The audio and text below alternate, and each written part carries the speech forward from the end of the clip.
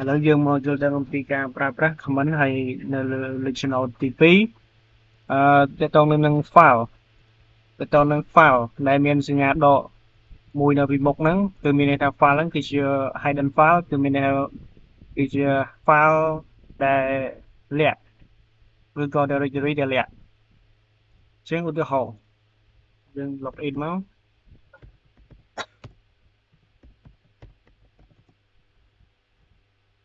torch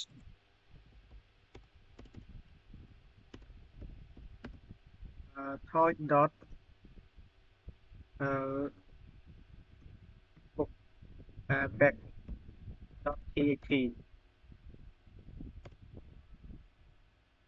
យើងវាយ comment បែបហ្នឹងគឺមានន័យយើងបង្កើត file back ហ្នឹងគឺជា file លាក់យើងអាច ls មកគឺយើង ls ធម្មតាអញ្ចឹងគឺអត់មានទេបើសិនជាយើង ls ដក all มันមាន ls ដក al នេះគឺ file របស់យើងគឺ .back.txt ហើយសម្រាប់ directory គឺយើងបង្កើត mkdir. .dir អញ្ចឹងមក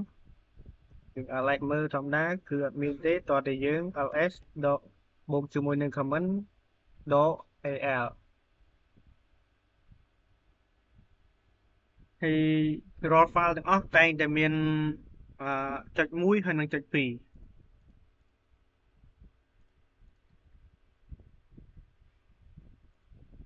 ឧទាហរណ៍យើងចង់បង្កើត file ច្រើនគឺយើងវាយ comment mkdir ហ្នឹងមកបង្កើត directory ច្រើនហើយយើងដាក់ឈ្មោះមកឈ្មោះ file របស់យើងឈ្មោះគេដាក់ឈ្មោះ myd អញ្ចឹងមកហើយដាក់លេខ1ចុច2ហើយនឹងកន្ទុយចុងក្រោយនេះឧទាហរណ៍យើងចង់បង្កើត3យើងដាក់លេខ3យើងចង់បង្កើត10យើងដាក់លេខ10នៅខាងក្រោយហ្នឹងមក mkdir myd ហើយឃ្លាបបើកយើងចុច2ឥឡូវយើងបង្កើតដក file យើង enter ហើយយើង ls មកនេះគឺ file របស់យើងចាប់ពីលេខ1រហូតទៅដល់លេខ10ដែលមានឈ្មោះថា mydear ហើយតកតងទៅនឹងការ edit នៅក្នុង Linux នេះគឺយើងប្រើពាក្យថា VM ឥឡូវយើងចង់ edit book ដែល file របស់យើង book.txt យើងវាយ VM book.txt មកវាចូលមកបែបនេះហើយយើងចង់ insert យើងចុច I ដាក់មក ilab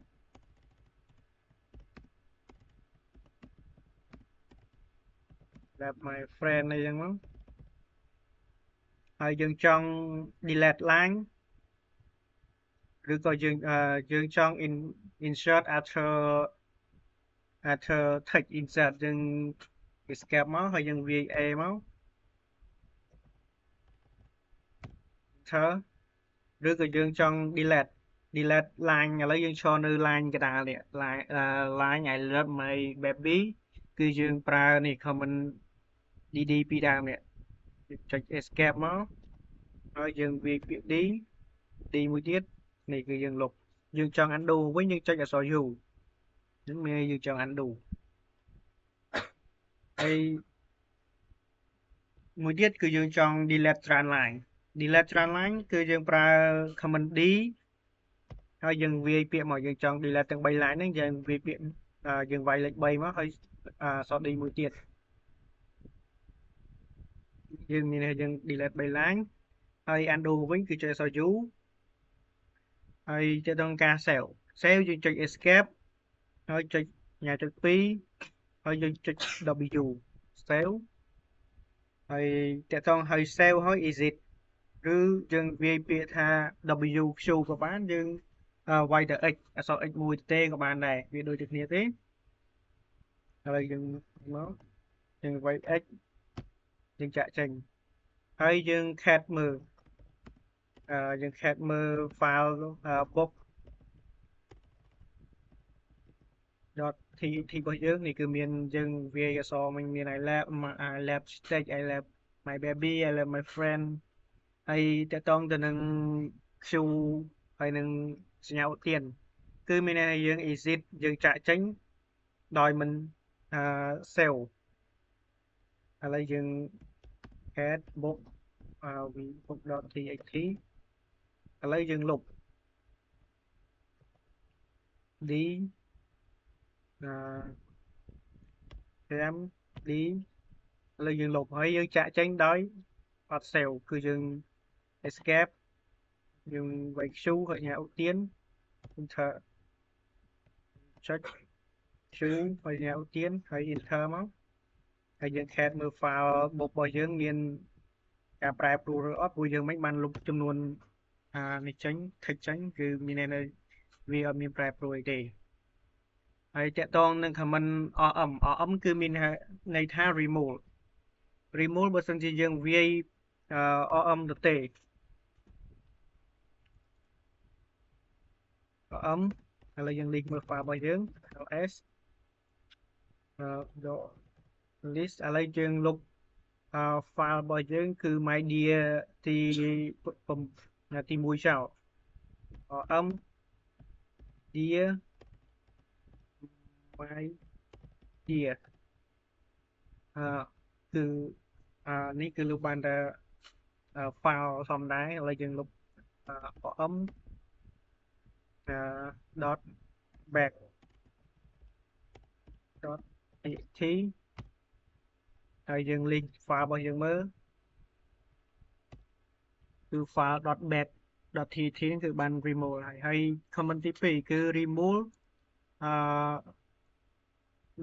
$iv គឺមានន័យថាមុននឹងលុបហ្នឹងគឺវានឹង load comment សួរយើងថាយើងចង់លុបឬក៏អត់យើងសាកមក rm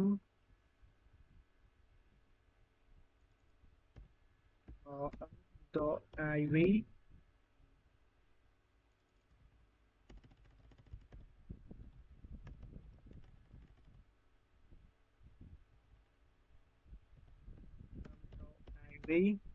ហើយឈ្មោះ file ហើយយើង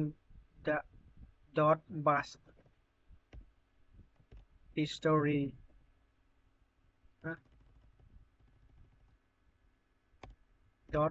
.book.txt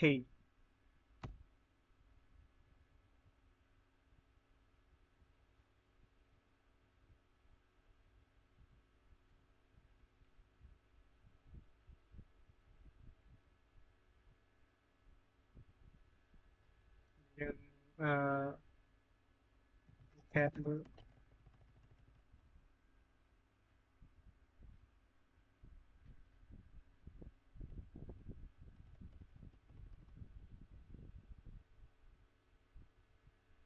ឥឡូវយើងសាកលុប file មួយទៀតគឺឈ្មោះ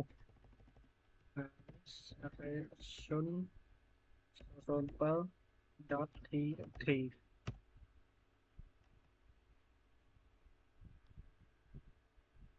បើយើងប្រើ comment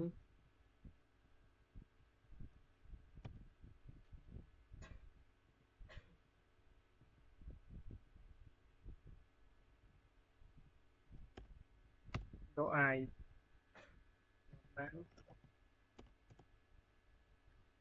ហើយយើងចង់ unlink គឺយើងប្រើ unlink មិន unlink ហើយទី2មួយទៀតគឺ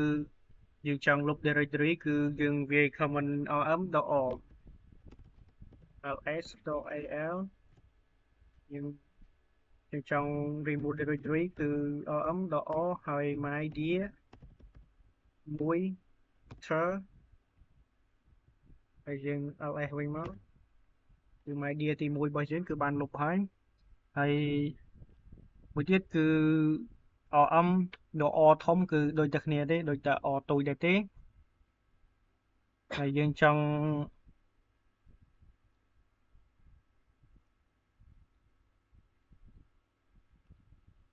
delete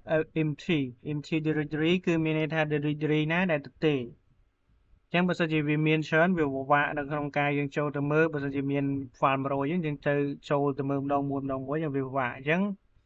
យើងអាចប្រើ comment rm.d ឥឡូវយើងចូលទៅមើល file របស់យើងមួយណាដែល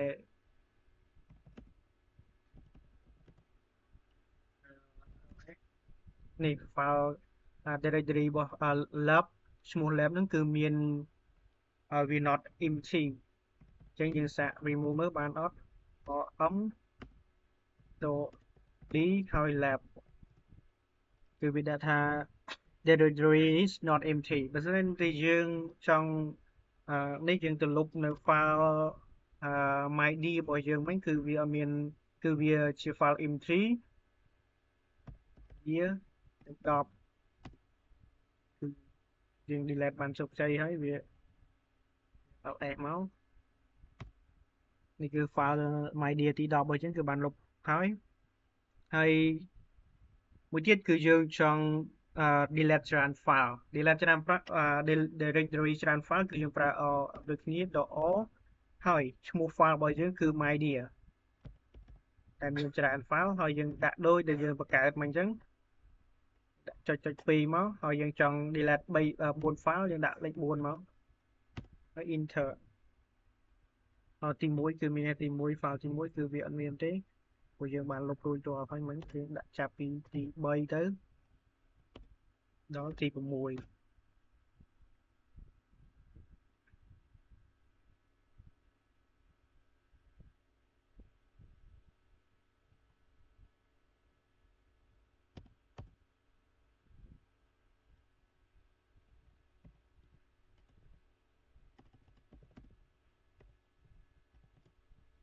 នេះគឺ file directory របស់យើងគឺបានលុបអស់ហើយ command copy គឺ cp ហ្នឹងមានពាក្យពេញថា copy យើងមាន copy .iv មាន copy file ពី resource ទៅកាន់ទីតាំងណាមួយហើយយើង copy file book របស់យើង copy .iv book.txt ទៅដាក់នៅក្នុង file temp គឺវានឹងប្រាប់នេះ command permission delete យើងអាចយក file របស់យើងទៅដាក់នៅក្នុង temp បានទេឥឡូវយើងយកទៅដាក់នៅក្នុង file មួយឈ្មោះ lab ហើយយើងដាក់ឈ្មោះហើយយើងចង់ rename file ដែលយើង copy ហើយយើងដាក់ mybook.txt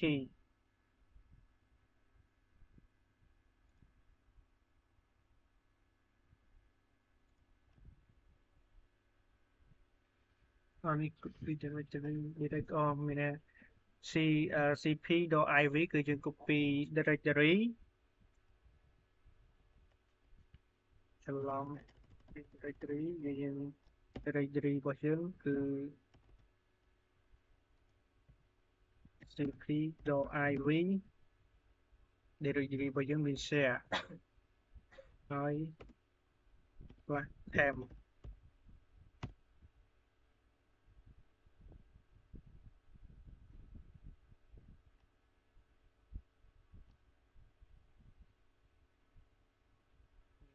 copy cp ហើយ file របស់យើងគឺ book.txt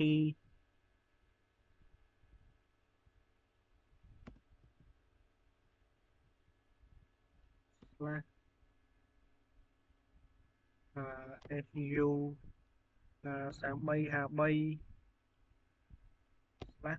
ហើយយើងដាក់ឈ្មោះ file យើងចង់ rename file របស់យើងគឺដាក់ mybook.txt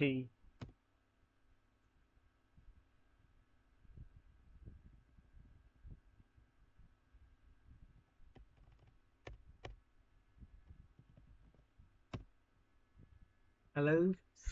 យើងបាន copy file book ហ្នឹងហើយយើងចូលទៅដាក់នៅក្នុង folder lab ហើយយើងបាន change ឈ្មោះថា mybook.txt ឥឡូវយើងចូលទៅ cd lab ហើយយើង ls មកនេះគឺយើង copy file ដែលយើង copy មិញគឺឈ្មោះ mybook